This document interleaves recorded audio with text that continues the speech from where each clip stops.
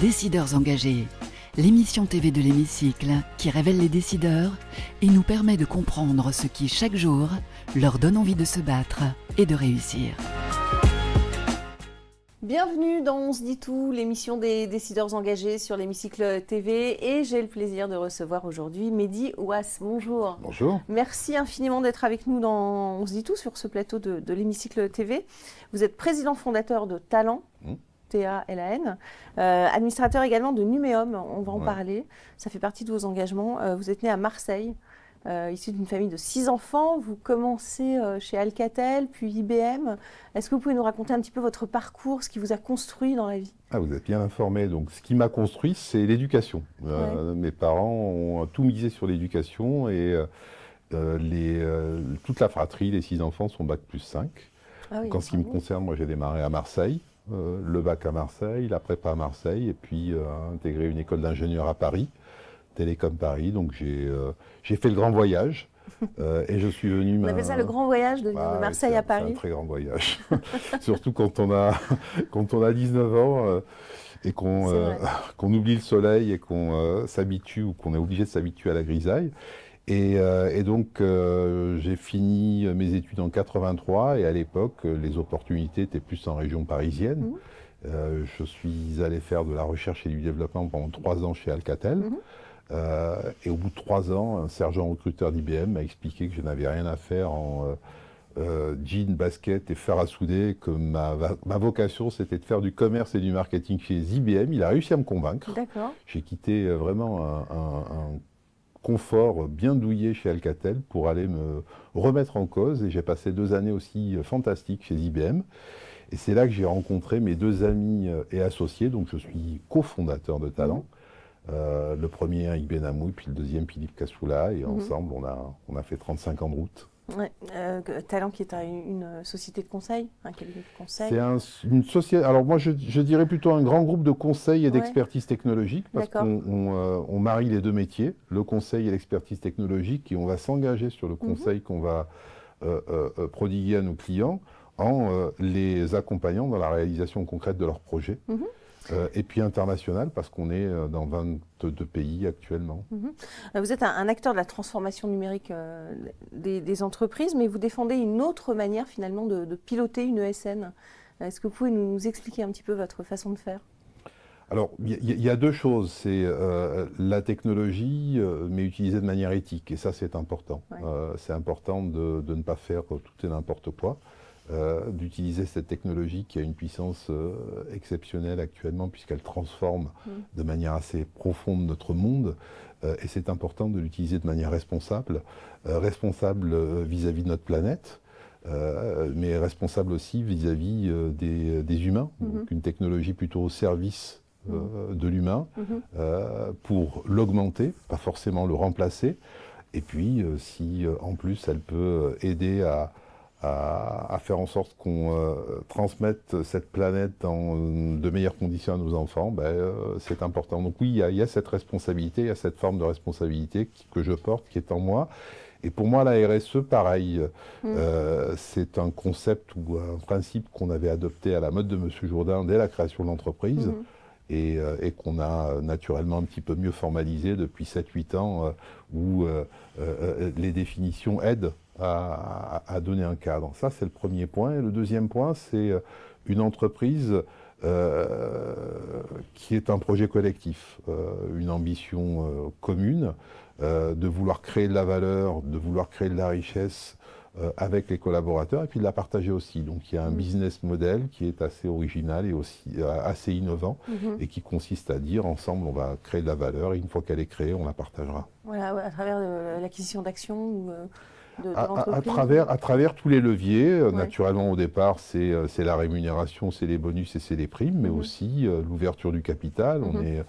On est parti à 3 en 2002. Aujourd'hui, il y a plus de 400 managers qui sont actionnaires de l'entreprise, parce qu'on a décidé de leur donner la possibilité d'acheter les actions Talan, et donc de profiter ou de capter une partie de la valeur qui allait être créé, mais il y a aussi 1200 collaborateurs qui, au travers d'un FCPE, sont aussi actionnaires de talent. Et je pense que ça donne une fierté.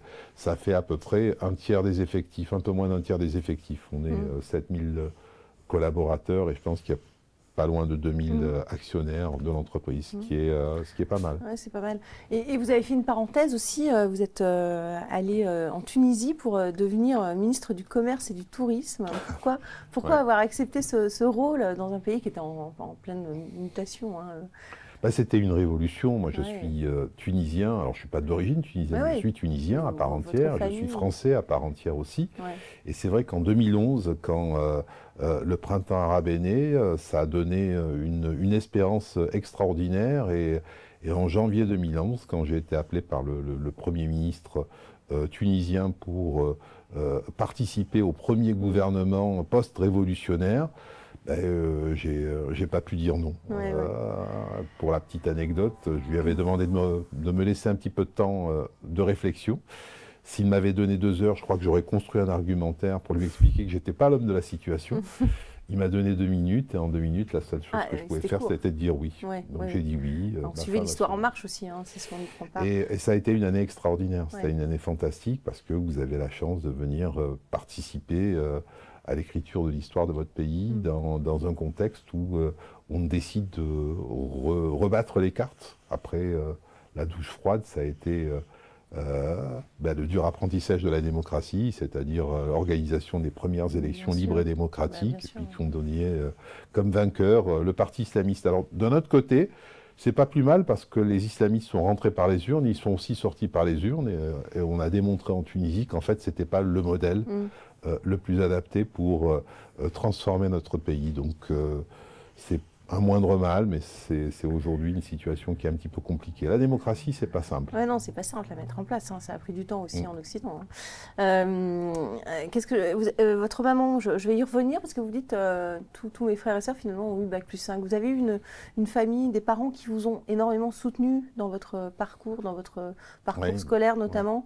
Avec beaucoup de pression, de bienveillance, comment ça s'est passé? Non, pas de pression, pas de pression, c'est beaucoup de bienveillance et d'accompagnement.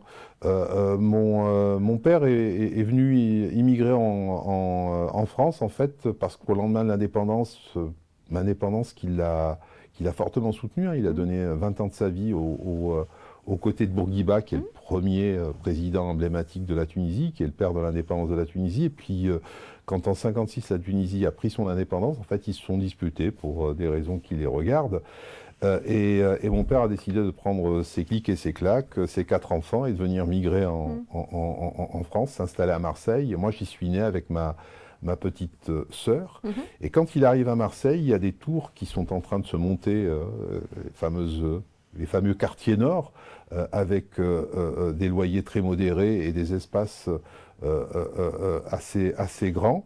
Et mon père a dit non, c'est pas là-bas qu'il faut être. Il a pris le lycée Thiers, qui est l'équivalent de Louis le Grand à Paris, si on donnait une référence. Il a fait 200 mètres de circonférence et de rayon, et il a dit c'est là qu'il faut être. Et moi, je suis un vrai enfant de l'école de la République, parce que ma mère ne savait ni lire ni écrire. Mon père, malheureusement, a perdu ses parents très jeunes et donc n'a eu que le certificat d'études, mais savait que c'est par l'éducation qu'il allait nous donner une certaine autonomie, qu'il allait nous donner la capacité d'être un petit peu maître de notre destin. Et c'est ce qu'il a réussi à faire. Cet ascenseur social dont on parle beaucoup, hein, vous en êtes l'un des exemples, hein, finalement. Ouais. Il est grippé aujourd'hui. Voilà. Il s'est grippé. Ouais. Il s'est grippé. C'est aussi un de mes engagements, puisque je suis un des premiers adopteurs du club du 21e siècle, qui est un club qui a été créé en 2005 après que les banlieues ont brûlé, entre guillemets. Et à l'époque, il avait été créé pour montrer justement que la diversité, est une chance pour la France, et que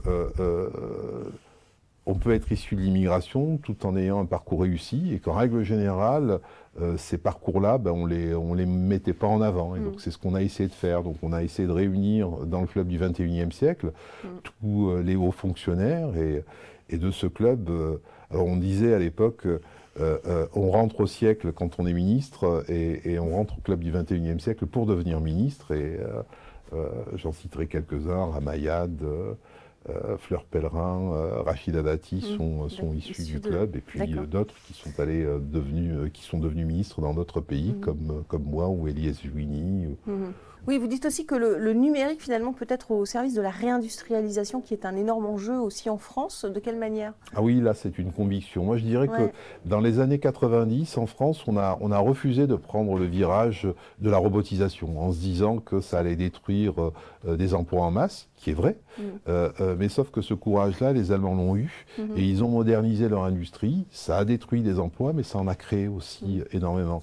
Là, on est face à un deuxième défi, un deuxième virage, le même. Il ne faut pas se voiler la face, les études le montrent, l'intelligence artificielle va détruire des centaines de millions d'emplois, sauf qu'il y a aussi des études qui montrent que ça va aussi en créer des centaines de millions. Et le solde net serait positif. Aujourd'hui, on est entre 4 ou 500 millions d'emplois potentiellement détruits dans les 10 prochaines années, contre 7 ou 800 millions d'emplois créés dans les 10 prochaines années. Ça veut dire que il faut réellement prendre ce virage et le prendre en avance de phase pour ne pas subir et pour se préparer à réorienter ceux qui vont perdre leur emploi. Il y a 20 ans, quand on perdait son emploi, c'est parce que son entreprise n'était pas forcément compétitive et on pouvait retrouver le même emploi dans une autre entreprise. Aujourd'hui, quand on perd son emploi, une fois sur deux, c'est parce que son emploi a disparu. C'est-à-dire que la seule façon de retrouver un autre emploi, où il a disparu.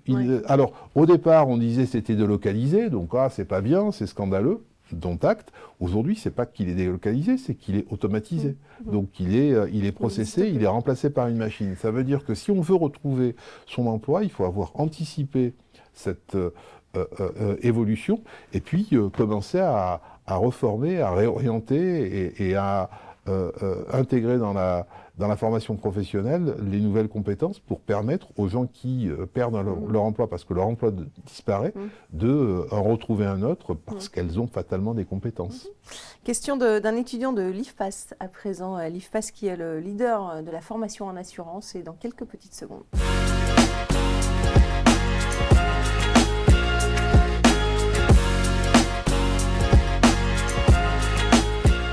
La question de l'IFPAS, Mehdi Ouaz, c'est celle-ci. Quelles sont les valeurs qui vous représentent le plus et comment est-ce qu'elles se traduisent concrètement, ces valeurs? Alors, les valeurs, c'est important et c'est la base sur laquelle on se construit et sur laquelle on construit notre entreprise. Et en fait, l'entreprise qui est la nôtre, Talent, elle est à notre image, Philippe, Eric et moi. La première de nos valeurs cardinales, c'est le respect. Le respect de la différence et la conviction qu'en fait on s'enrichit quand on est avec des gens qui sont différents. Alors c'était naturel pour nous puisque tous les trois on avait un socle commun, on était tous les trois ingénieurs télécom, mais issus de parcours et de milieux différents. Et Eric juif, Philippe chrétien et moi d'origine ou de culture musulmane. Et on a réussi à passer 2 guerres du Golfe, 6 ou 7 intifadas, le printemps arabe, alors malheureusement pas le dernier drame survenu en octobre dernier parce que Eric avait pris sa retraite et ne fait plus partie de l'aventure. Mais ce qui a fait qu'on a résisté, c'est justement cette valeur de respect. Mais c'est aussi le respect des engagements que l'on prend vis-à-vis de ses collaborateurs, vis-à-vis de ses clients, vis-à-vis de ses partenaires. Et ça, c'est important. Donc, le respect, c'est une valeur cardinale.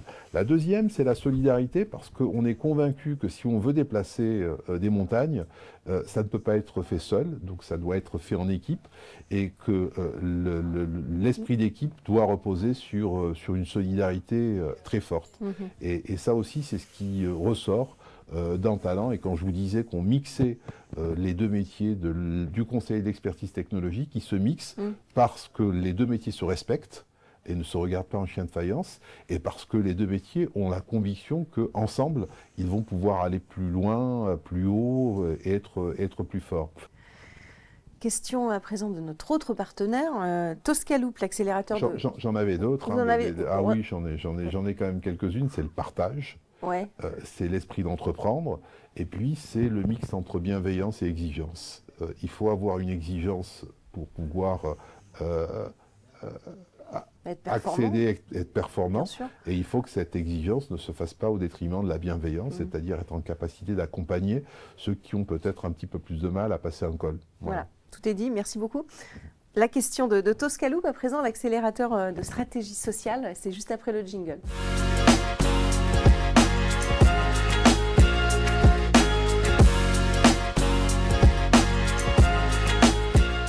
La question de Toscaloop, celle que vous avez choisie, c'est celle-ci. Quelle place vous donnez à l'inclusion et à la diversité dans votre stratégie? Place fondamentale, la diversité, parce qu'on va s'enrichir de nos différences. Et quand on est amené à résoudre des problématiques complexes, ça veut dire qu'on a besoin de compétences pluridisciplinaires, multiculturelles et dans Talent, avec 7000 collaborateurs, nous avons plus de 90 nationalités qui sont représentées, alors que nous ne sommes que dans 22 pays. Et nous avons des parcours d'origine et de culture complètement différentes, naturellement les grandes écoles d'ingénieurs, mais aussi les grandes écoles de commerce, des parcours universitaires et même des personnes à fort potentiel que l'on a reconverties à l'utilisation des nouvelles technologies. Et puis l'inclusion, parce que c'est une conviction personnelle, hein, je ne me vois pas participer à la réinvention de notre monde en laissant des gens sur le bord de la route. Donc il est important que les programmes, toutes les solutions que l'on conçoit pour nos clients, pour nous-mêmes, soient des solutions qui soient ouvertes et qui soient inclusives. Merci beaucoup Mehdi Ouaz, ça va être à vous de parler à présent, puisque c'est l'heure de la question de l'hémicycle. Vous allez peut-être questionner les femmes et les hommes qui nous gouvernent, c'est dans quelques petites secondes.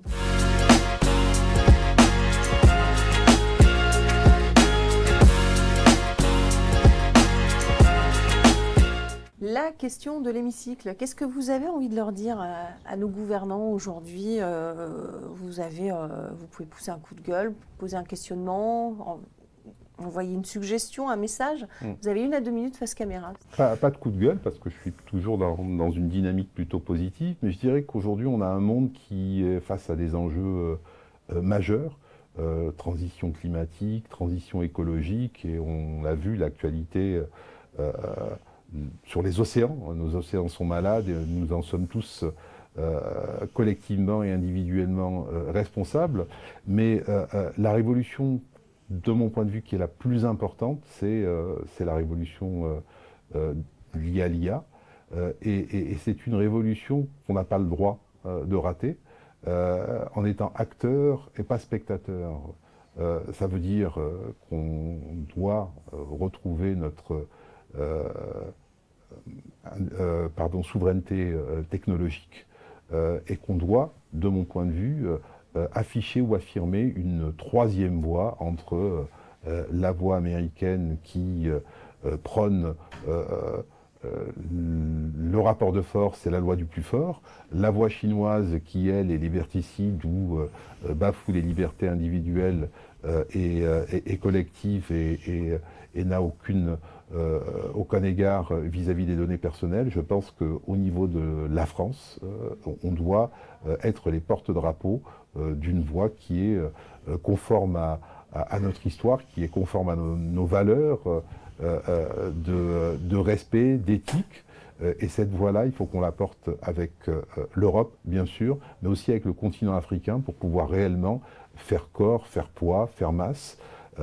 La technologie et les moyens financiers en provenance de l'Europe, les terrains de jeu et le potentiel humain en termes de jeunesse et d'innovation en provenance de l'Afrique. Et ensemble, si on arrive à trouver une nouvelle relation entre l'Europe et l'Afrique, on a la capacité réellement de proposer une troisième voie face aux deux américains et chinois. Donc voilà le message que je passerai à notre hémicycle. Il faut réellement qu'on travaille pour reconstruire une relation d'égal à égal avec un continent avec lequel nous partageons culture, nous partageons une histoire, nous partageons des valeurs, et moi-même j'en suis un représentant puisque je suis tunisien et donc africain, français et donc européen, et donc en capacité de faire en sorte que la Méditerranée ne soit pas une frontière mais un trait d'union entre ces deux continents.